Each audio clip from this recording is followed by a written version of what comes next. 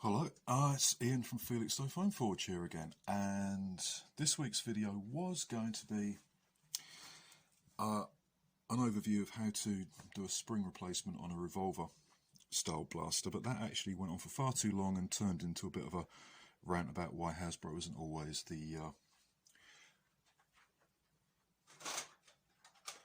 best option. This was the blaster in question, X-Shot XS, I picked up for £10 in the local supermarket. It's got 5k upgrade spring in. That's all I've done to it, and it hits, using the X-Shot darts, it hits about 100.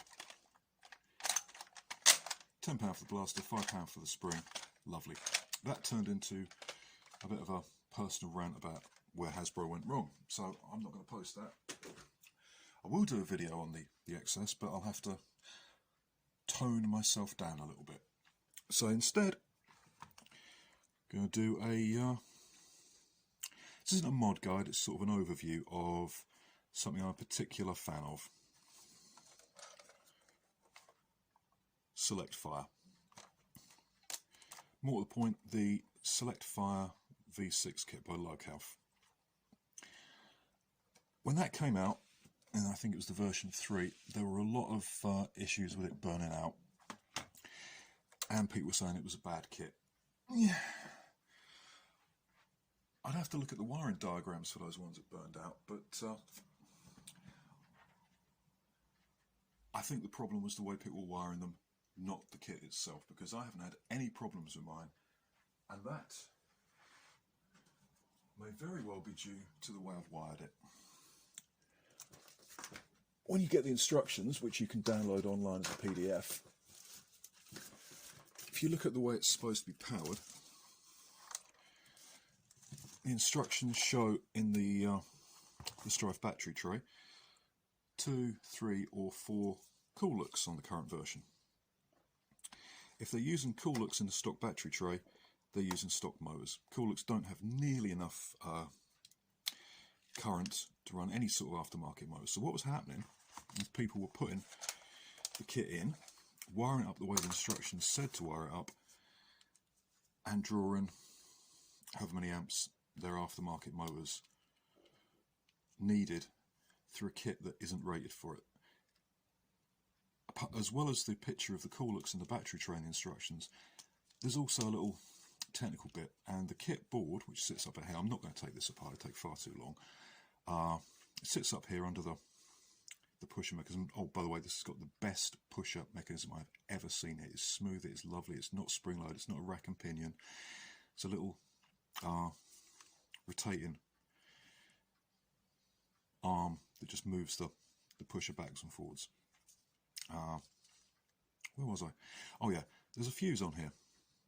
There's a second part up here that carries most of the wiring, and you're supposed to wire from the batteries to that, from that to your flywheels, and everything's fine, all dandy, except that's got a 20 amp fuse on it. If it's got a 20 amp fuse on it, it means it's supposed to blow at 21 amps or 20 amps. Given what aftermarket motors draw, you know, even a Michelle 2 is going to draw about 18.8, I think. The kit isn't designed to handle aftermarket motor current. But because, I think until very recently in the Far East and in China, it was very, very common to just overvolt your motors completely with IMRs or truss fires, whatever they're using at the moment, Coolux. And when those motors burned out, you just got another Stryfe or whatever. That was the market I think the kit was designed for. You send it, you get it in America, you get it in England, and a lot of other places in the world, we put better motors in. And that's the problem, you're drawing too much current. So how do you fix that?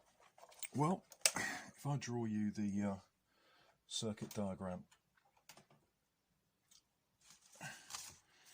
this is, you can see that? Yep, it's bright enough. This is the kit. Now the kit has a trigger for the pusher. We'll put the pusher up there. We'll put the flywheels. See that? Then I'm going to get a different pen. There's your flywheels. there's your pusher motor, there's your kit.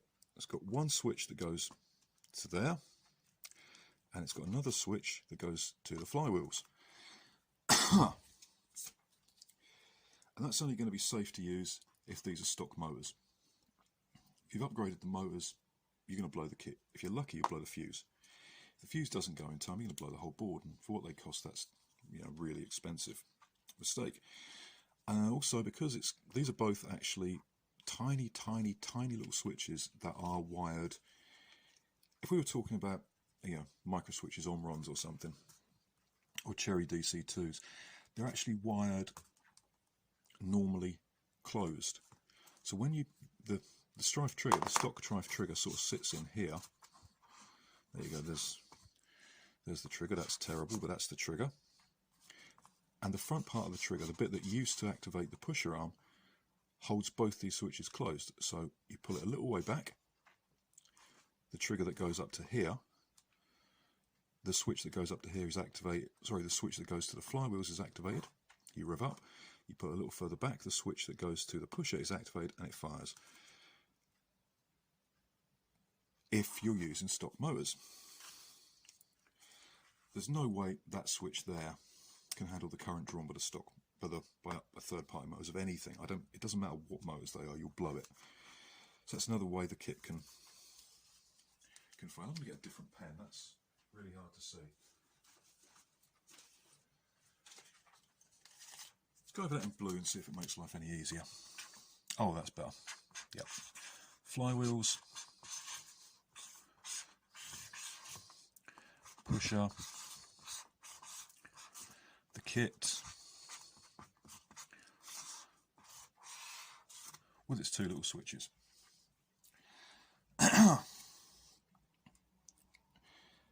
So yeah, you've got these two little switches here, one to the pusher, one to the flywheels, activated by the trigger. If you wire it up per the instructions, it's actually quite a simple wiring job. But if you're using third-party motors, you will blow the kit. And also you haven't got a separate rev trigger, which I know bothers some people. So how do we get around that? You split the circuit. Here's our battery. Yeah, this is our battery connector coming in from the outside world. That's the positive, there's the negative. This is fiddly to do, and it gets a little tricky running some of the wiring.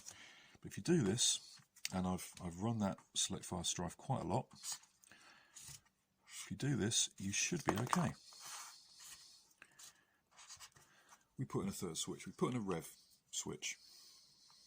You can have a big 21, you can have a smaller DC2, or you can have a MOSFET.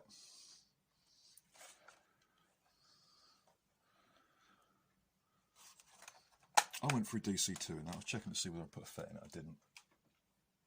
I put a DC2 in because that's running 2 Michels, because I want that to come in at 100, under 130, but as close to 130 as I can get. I'll get on to what I did to do that a bit later. So the kit needs power, so we have a positive feed going to the kit. The pusher motor is connected to the kit with a little lead that plugs in, and we need a negative feed to the kit. Oops. And the pusher motor connects to that. That's brilliant. That's all you have to do. Forget about wiring the flywheel motors to the kit. Ignore it. What you then do is you splice off another lead. One to the flywheels, the negative. You could do it positive, it doesn't really matter. And another one all the way down here to your third party rev switch. That goes to the normally open, and from the common back up to the flywheels. I was watching one of Captain Xavier's videos this morning. It was about capacity, current and voltage. He did a really good job of explaining the difference between voltage and current. It's simple way to explain it is voltage is constant. A battery will not put out more voltage than it's rated at. So the voltage is going through. These are 2S motors, 7.4, whatever the battery's charged up to is going through. The kit's fine with that. The kit will handle, I believe it's rated up to 16. I don't know quite how you're supposed to get that, but it is. Problem is current. Current is not pushed. Voltage is pushed. The battery pushes 7.4 or whatever through the system. The components in the system draw current. These are, in my build, 2 Michelle's at 18.8 each. Let's call it right up to 20. Call that 40 amps. That's twice what the kit is rated for. The kit's got a 20 amp fuse. 20 amps will blow it, 40 will blow it completely. But voltage is drawn, remember.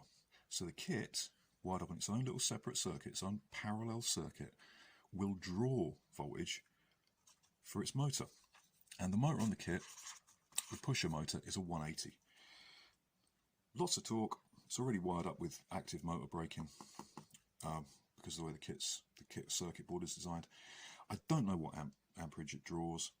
I would imagine it's actually quite low because it's a big 180 size motor. It doesn't need to have a lot of torque.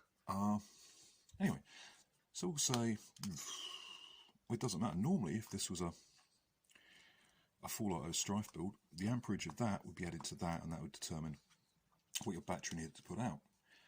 But guess what? It still applies, but because the circuit is split, you've got 2 separate amperages going on. The motors draw 40. This draws, let's be generous and say that draws 10. I doubt it's very much more. 10 amps. You're well within the boundaries of the kit because we've got a separate circuit. The 40 amps that the motors are drawing goes nowhere near the kit. And that's it. And you've got a proper rev trigger. You've got whatever performance you want from your motors, and the kit will work fine. And that is the circuit diagram. That's it. That's how you wire up a V6 Lokauf Select Fire Stryfe kit without it blowing up. And that's what I did. Being me, in addition, because I'm a heretic and I don't use LiPo,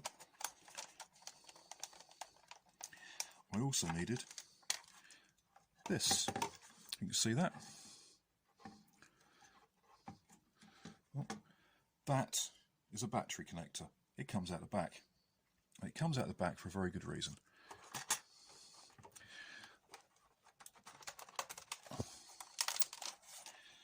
This is a worker M16 stock with the rubber end cap, which makes it quite easy to open up, and it's got a battery connector in. This is a Dean's. When I started, I wired up all my nickel metal hydride battery packs with Dean's connectors, and I can't be bothered to change them. I've Dremeled out some parts in there, so it will take this 500 milliamp hour 20C nickel metal hydride battery I got from a German power tool manufacturer. That slots in there nice and simply. The Dean's connector connects. That gets fed back in there. That's why I Dremeled that little part out there. Rubber end cap goes on. And you're good to go.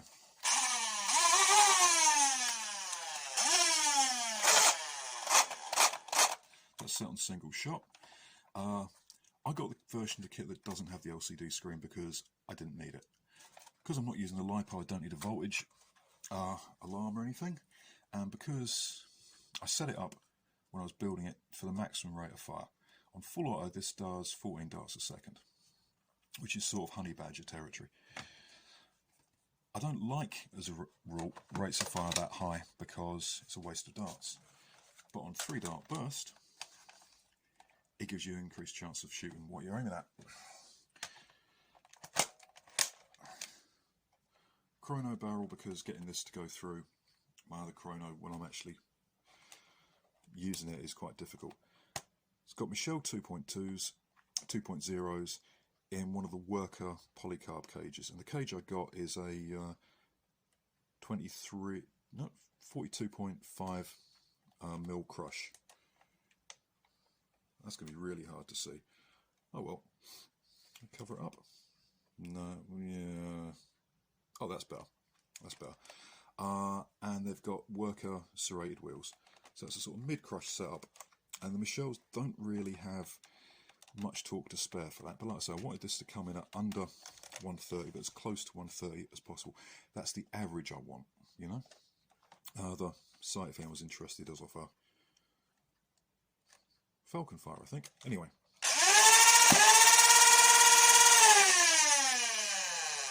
116.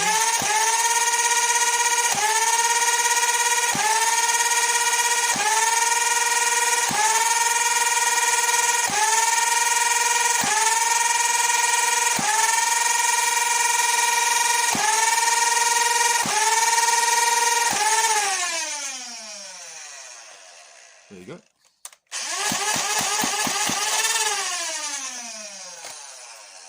Plenty of performance for a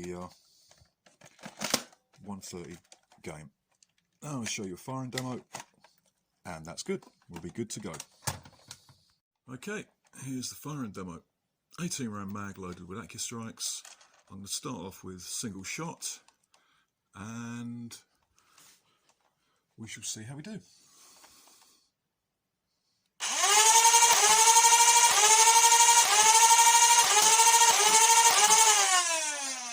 3 round burst.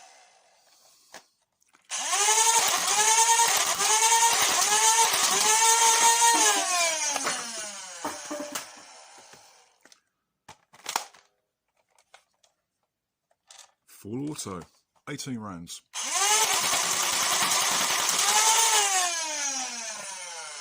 All gone. There you have it. Select Fire Stryfe. I sell these on my Etsy shop, same name as the channel. For your money, you don't get the paint job, you don't get the foregrip, you don't get the little worker inserts or the sight, and you don't get the stock. Although I will be selling the stock separately as an add-on for blasters that I make. This isn't an advert per se, it's just how you get one of these to work without it burning out. I like it. I mean, this is, you know, it's hitting an average of about 120, a high of 130. With fangs in that cage, this would, and higher crush wheels, it would be a really powerful blaster. I'd expect to get maybe 140, 150 out of it. Yeah, I like that. It's like a regulator, only better. If you're interested, head on over to Etsy and Felixstowe Foam Forge and have a look at it.